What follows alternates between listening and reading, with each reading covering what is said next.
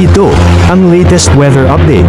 Alamin ang pinakasariwang ulat panahon ngayon dito sa Information TV Educational Channel. Nakikita po natin na dalawang major weather systems ang nakaka-apekto sa ating bansa. Una nga itong northeast monsoon o yung hanging amihan, particular na sa malaking bahagi ng Luzon, habang itong shear line ay nagdadala naman ng mga pagulan lalong-lalo na sa may laking bahagi ng Kabisayaan at halos ang buong Mindanao. Makikita niyo po yung kaulapan na dala ng shear line ay halos maapektuhan po ang malaking bahagi nga ng Mindanao. Kaya inaasahan pa rin natin ang malaking posibilidad ng mga pagulan lalong-lalo na sa bahagi ng Mindanao, lalo na po yung Caraga at Davao region at dito sa may Eastern Visayas at magpapatuloy ito this weekend. Kaya asahan po ng mga kababayan natin na mananatili po yung hanggang malalakas sa mga pagulan lalong-lalo na nga sa Eastern Mindanao, yung Caraga, Davao region at Eastern Visayas. Samantala yung Northeast monsoon or amihan, inaasahan pa rin natin maaaring magdala ng mga maihinang pagulan,